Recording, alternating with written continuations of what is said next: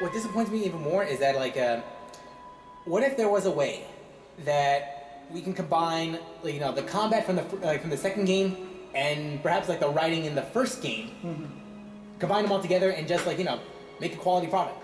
And the problem is we'll never know because unfortunately LucasArts, like the studio behind those games are they're gone, and you can thank Disney for that actually. It's not The Force Unleashed 3. It's something better.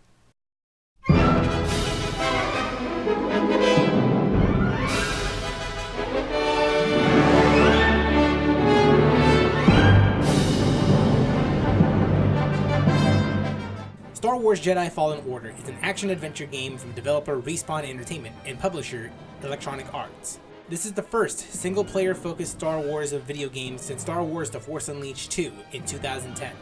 Now, I've said enough about EA and their past shenanigans, so I'll refrain from talking about them that much. Respawn Entertainment's past works consist of multiplayer-focused games like Titanfall and Apex Legends, and the team of former Call of Duty developers, so this is their first attempt in a single-player focused experience. The state of the Star Wars franchise is in a precarious position. Compared to Disney's other money-making properties, the Star Wars films haven't been major box office successes, and critical reception are all over the place, especially towards the recent films. The video games haven't fared better.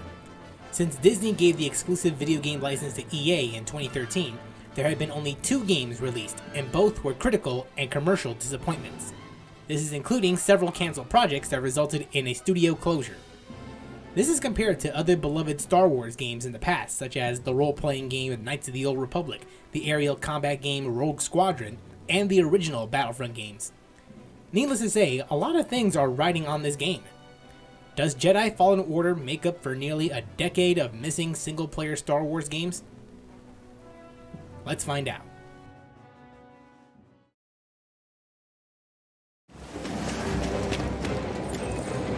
I chose to rest instead. That's how I prepare. Jedi! Someone? Anyone? Help!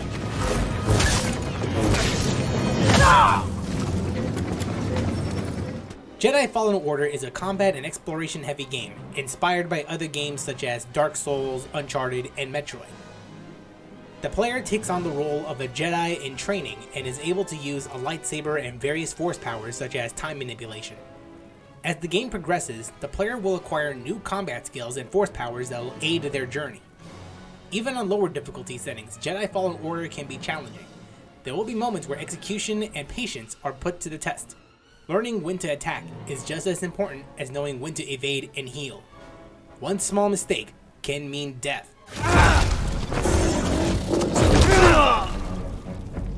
A lot of death.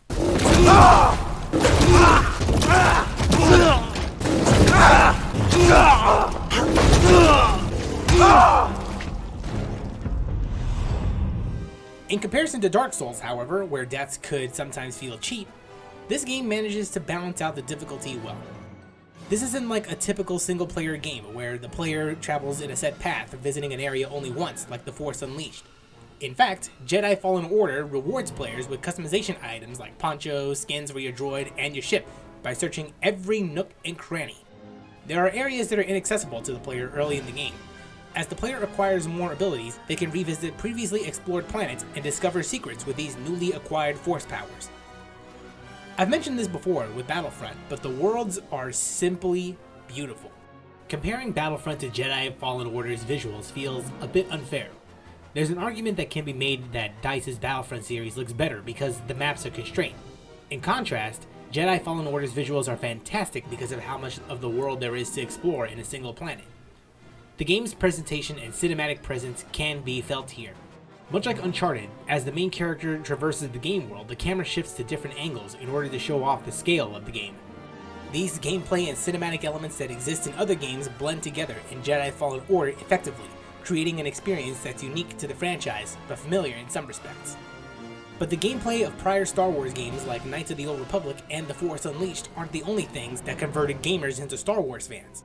It's a variety of memorable stories they've come to know and love. And this game delivers it. He'll be good for us. Here he is, Chief. An error has been detected on line 10A. All our clamps are jammed. I need 2 workers to climb up and secure the cables. That's not an easy maneuver. The guild will double your pay for this shift. My cow. What's our score? That couldn't hurt. Huh? Okay. All right, let's go. Get to work. This way. The story of Jedi Fallen Order takes place between the events of Episode 3 and Episode 4 in the Star Wars canon.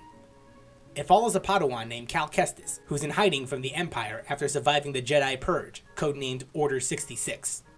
After saving a fellow worker in a shipyard using his force powers, his cover is blown and flees from the Empire. With the help of a former Jedi Master and a pilot, Cal starts his adventure to restore the Jedi Order. As a Star Wars fan, the story of Jedi Fallen Order is engaging, more so than its sequel films.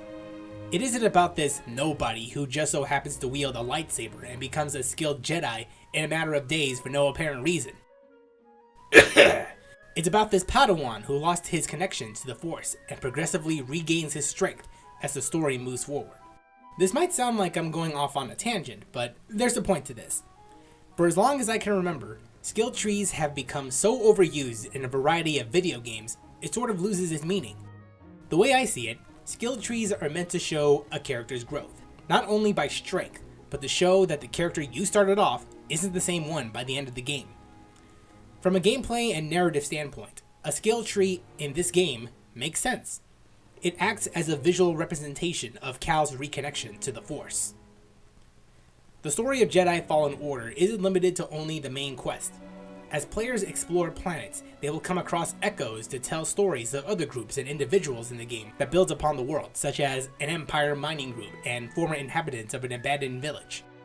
It expands upon the existing lore of the Star Wars mythos on top of providing something new. Okay, now that I'm done praising Jedi Fallen Order to the end of time, let's talk about a few issues with the game. The issues in question are a mix of personal annoyances and serious issues that may impact the overall enjoyment of the game. A majority of the customization items players find in crates are lightsaber parts. Lightsaber colors are limited until a certain part of the game, and the only time players get to see the creation in full display is on workbenches, making the lightsaber customization pointless. It's a weird complaint to have when EA could have easily monetized this feature, but when 90% of a customizable item is covered by a single hand, why bother implementing it in the first place? As mentioned before, players can come back to previously explored areas, but going back to those areas can be a chore. There's no fast travel option, so players can expect to spend at least 5 minutes traveling to and from their intended destination, even when they're using shortcuts.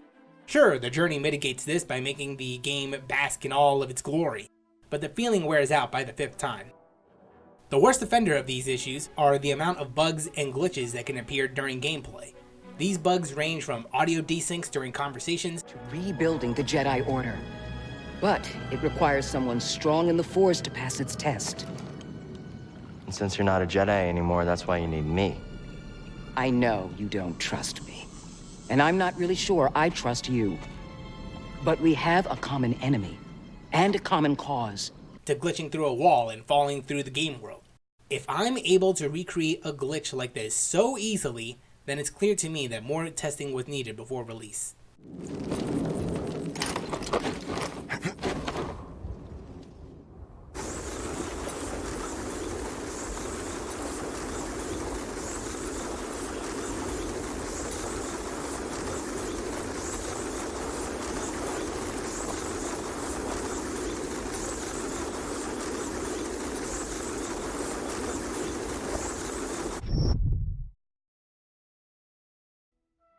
I won't lie, I had nearly lost all hope for the Star Wars brand as a fan since 2005.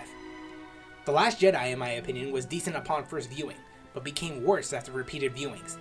EA's attempts with creating Star Wars video games only shows how far they'll go to take advantage of fans' nostalgia in order to drain their wallets. With all that said, I can confidently say that Star Wars Jedi Fallen Order is the best Star Wars video game in nearly a decade. Just so we're clear, I'm only congratulating Respawn Entertainment for their work, not EA, as their only involvement with the game is being the publisher. The gameplay borrows from other video game series, but blends them together along with the Star Wars charm to make something wonderful. The story is arguably the best thing to ever happen in a Disney Star Wars era, offering memorable characters and an engaging story. There are a few issues I had with the game, but it didn't fully detract from the overall experience. Jedi Fallen Order isn't perfect, but it's made this reviewer fall in love with Star Wars again. Playing and reviewing through 3 games back-to-back for this channel has been fun for me with the limited time I had. It has taught me to become focused as a writer and a content creator. My apologies if these last few videos are much smaller than what I normally post, but balancing this with my university and personal life has become so hectic, something had to give. Regardless, I hope that the string of content was to your liking. I'm going to take a break during the holidays, but before that happens, I want to post something around that time. Something that's been on the back burner for a few months. Hope you look forward to it. But what do you think? Have you enjoyed playing Jedi Fallen Order? Has this game reinvigorated your love for the Star Wars franchise? Leave your response in the comments. If you enjoyed this video, leave a like and consider subscribing for more content. Until then, this has been Opez Gaming, signing out.